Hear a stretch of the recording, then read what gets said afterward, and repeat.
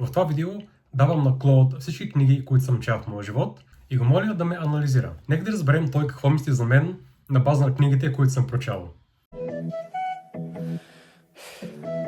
Здравейте всички, надявам се да сте добре. Ето как ще се случи всичко. Влязох в Goodreads и изкарах всички книги, които съм добавил там. След това отидох в Клод, дарах му списъка и му зададох няколко въпроса. Нека да ги разгледаме. Така, ето ни в платформата. Клод, ще ти дам списък с почти всички книги, които съм прочел през живота си.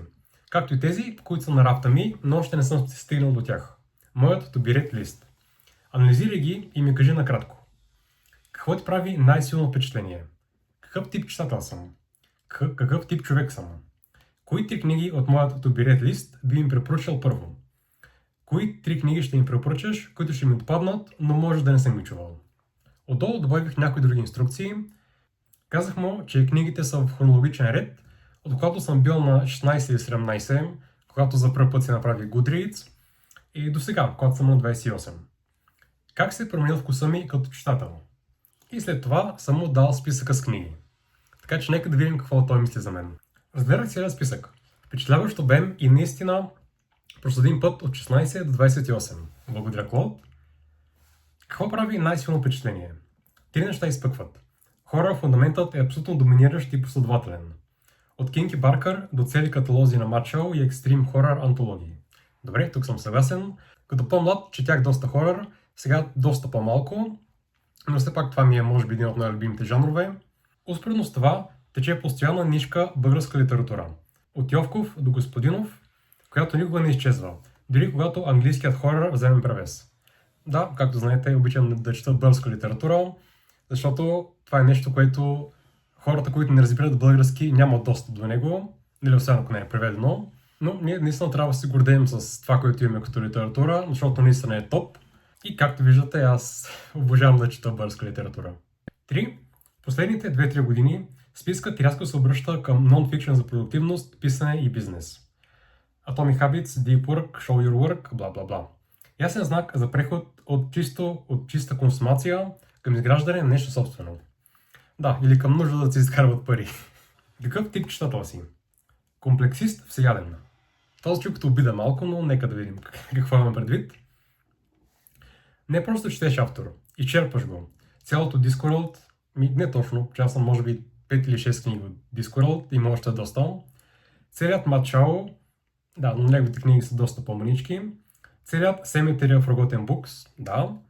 Цялото Series of Unfortunate Events, да. Берзърк том по том. Берзърк до някъде справя да го чета, но все пак ще се радвам да го дочита до края. Не си жанров сноб. Тежкият сплатър хорър седи спокойно до Достоевски и Толстой в един и същ списък без противоречие. Двуезичен читател, който не приключва произволно, а следва къде текстът е по-силен в оригинал. Да, когато нещо мога да го разбера в оригинал, предпочитам да го чета в оригинал. Какъв тип човек си? Някой, който не бяга от тъмното и табуто, но не спира до там. Паралелно строи структура за себе си, Habit Productivity, държи на корена си, да, българска литература никога не изчезва, а последните години показва ясен entrepreneurial завой. Четеш хора, които са построили нещо, явно защото и самият ти строиш нещо. Наскоро правих ремонт, така че може би от това идва идеята. Книга твоят TBR, които бих препоръчал първо. Songs for Dead Dreamer на Томас Лиготи. Естествено продължение след Баркър, Кинг, Мачао, но с философска дълбочина на прозата, която екстрим хорърът и рядко ти дава. Да, Лиготи е автор, който имам доста мерак да го прочита, но проблемът е, че той е малко по-абстрактен и със сигурност е един от авторите, които трябва малко повече да се съсредоточиш в историята, но просто още не се намирам в етап, в който искам да седна и да се задълбая в него. Nightwatch на Пратчет. Да, тук познавам. В момента чета Джинго и мисля, че след Джинго следва The Fifth Elephant, ако не се лъжа.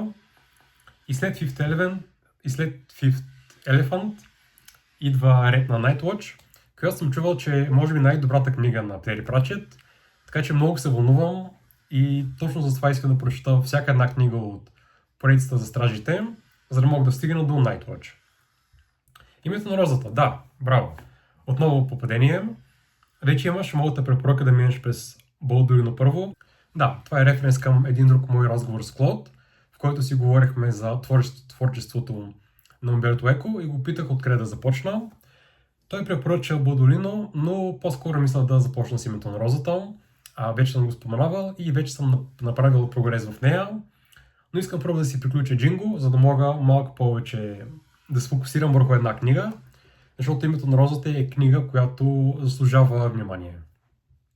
3 книги извън списъка ти, които вероятно ще ти допаднат. 1. The Fisherman. Да, това е книга, за която съм чувал доста. И наистина мисля, че вече е крайно време да я прочитам. Това е история, която е леко депресираща, защото става въпрос за двама мъже, които се справят с загубата на близки до тях хора. И това е история, която съчетава в себе си космически ужас и лъвкрафтски елементи. Точна пресечката между Кинг и по-амбициозната проза. Да, Джон Ланган също знам, че има доста подобно на Томас Лиготи, между другото. Пише доста космически ужас, малко по-абстрактен и малко по-интелигентен ужас.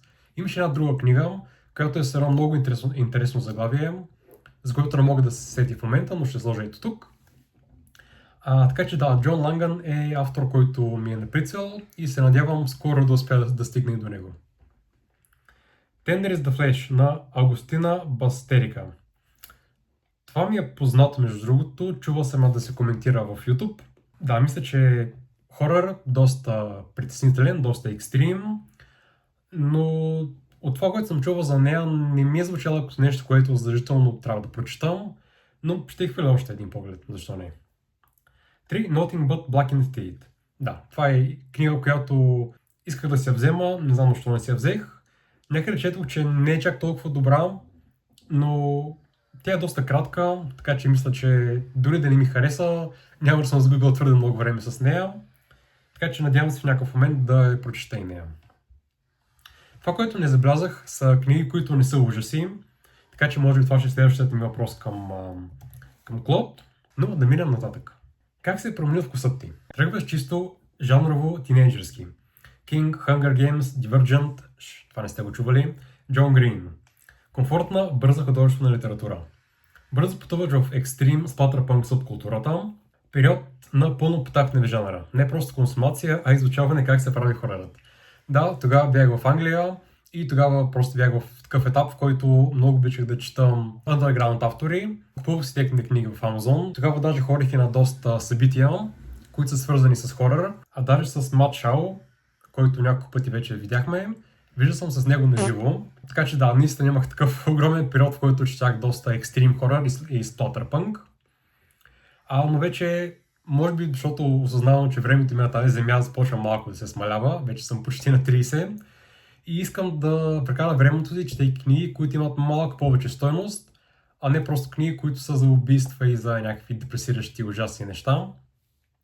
Затова в момента чета по-малко ужаси, но ако вие мислите, че има ужас, който би ми допаднал и който има доста литературна стойност и който не трябва да пропускам, със сигурност ми го споделете долу в коментарите. Успоредно расте фентази комикс линията. Lord of the Rings, Game of Thrones, Discworld, Star Wars, Watchmen. Да, тук може би покрай пандемията имах доста свободно време и четях доста Lord of the Rings, Game of Thrones. Тогава хора по библиотеките. В Англия е доста лесно да набереш много комикси. Имах период, в който четях много комикси и графични новели. Любимата ми, разбира се, остава Въкото Вендета. Но дори днес не съм чак толкова голям фен на комиксите и мангата, но обичам да хвърлям по едно око, защото според мен това е една доста underrated форма на литература. И дори сега съм си купил The Sandman на Нил Гейман и чакам да стигна до нея. И накрая, последните години, рязък завой към нон-фикшн. Писането като занаят, продуктивност, бизнес биографии, психология на парите. Това не е изоставяне на хорора, той продължава да се появява, а добавяне на нов слой. Четенето вече не е само бягство или удоволствие, а инструмент за строене на нещо реално. Класическа литература, Достоевски, Толстой, Камил по-скоро, се появява точно в тази по-късна фаза. Знак, че четеш все по-съзнателно за занята, не само за историята. Да, мисля, че това е доста приятно обобщение на моят читателски път наскоро. Така че нека да видим какво друго може да му зададем. Това, което ми направи впечатление е, че всичките книги, които препоръча, бяха ужаси. Така че нека да го помоля да ми препоръча нещо, което не е ужас. Моля, препоръчай ми книги, които не са ужаси. Моля, дай ми 5 препоръки. Така, нека да видим какво ще измисли нашият приятел. Ето 5 препоръки извън хорър жанра, съобразени с вкуса ти към тъмна, атмосферна и добре написана проза, както и към нон-фикшън за занята и изграждането на нещо собствено. Според мен ще им препоръча Чак Паланиук и книгата на Рик Рубин. Нека да видим дали съм познал. The Secret History вече е в твоя TBR. Добре, не. The Secret History съм чел вече. Goldfinch също е в моя TBR. Започнах да чета, но по някаква причина спрях. Изказах, да, ще стигна до нея, но нещо четох някакви ревюта онлайн, които не бяха много позитивни спрямо нея. И може би нейната дължина малко му отказа. Със сигурност бих се върнал към Дона Тарт. Просто трябва нещо много мъничко да ме накара да го направя. Така че ако вие мислите, че трябва да прочита още Дона Тарт, споделете долу в коментарите. Blood Meridian го дочиташ в момента. Щом свършиш, The Road е по-кратка, по-камерна, също толкова сурова, но емоционално различна. Баща и син в постапокалиптичен свят. Да, чувал съм доста за The Road. Честно казано, никога не ми е била много при сърце. По-скоро има друга книга на Кормак Макарти, за която чух, Son of God, мисля, че се казваше, която е също толкова екстремна като Blood Meridian. Но да, по-скоро бих се опитал да дочита Blood Meridian, въпреки че малко мисля да ни я приключвам, не знам. Но със сигурност The Road може би няма да е следващата книга на Макарти, която ще прочита. A Little Life на Ханя Янги няма много читам. Тежка, дълга, емоционално брутална книга за приятелство и травма. Чувал съм с тази книга, знам за какво гордо става въпрос. Може би бих я прочел. Наистина има интерес към нея. Знам, че е много популярна в TikTok. Educated, Тара Уестовър. Мемуар за израстване в изолирано, контролиращо семейство и пътят към собствена идентичност чрез знание. Пасва добре на нон-фикшн линията ти, но с по-лична разказвателна сила. Така, тази книга като корица ми е много позната. Виждал съм я на много места, но никога не съм имал причина да знам, че някакъв мемуар, но никога не съм имал причина да се вгледам по-дълбоко в нея, да видя какво представлява. Не знам много за автора и както и за книгата. От това, което чета, може би, както знаете, обичам да чета нон-фикшън, обичам да чета биографии. Пътят към собствена идентичност чрез знание ми говори, че това е книга, която поставя фокус върху ученето и образованието, естествено заради заглавието ѝ. Така че аз обичам да чета за хора, които са професори или писатели и които боряват със знания и книги. Така че може би от тази страна Educated може да е нещо, което ще ми допадне. Със сигурност ще я проверя и ако е така, наистина може да е нещо, към което скоро ще се посегна. Последно, Пиранеси на Сюзана Кларк. Кратък, странен, красиво написан роман за самотност и загадъчна, безкрайна къща лабиринт. Така, Сюзана Кларк, ако не знаете, е написала Джонатан Стрендж и Мистер Норел, мисля, че се казваше книгата. В ревюта ми на Вавилон на Ареф Кланг споменах, че Джонатан Стрендж и Мистер Норел е книга, която е много сходна, но е доста по-добре написана. Аз започнах да я чета, когато бях в университет, защото беше част от книгите, които трябваше да прочетем за един курс. И стигнах, може би, около 10% в нея, защото тя е доста дебела книга.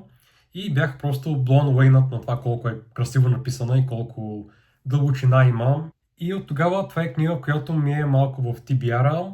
Но отново това е дълга книга, която по-скоро искам да я прочета, но не знам кога ще имам това време. Но се надявам да се случи един ден, преди да си тръгна от тази земя. Но пък ако Джонатан Стрендж твърде дълга, Пиранеси знам, че е малко по-кратка. И може би това ще е по-хубава начална точка за мен за Сюзана Кларк. Това е книга, която се заиграва с идеята за пространство, малко като The Backrooms, което е в момента доста популярна тема.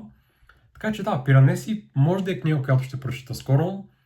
Така че това е една доста добра препоръка. И за финал помоля го да ме опише като читател с 3 думи. И неговите думи бяха всеяден, задълбочен, безстрашен. Добре, това е много мило. Ще си го сложа като био в YouTube.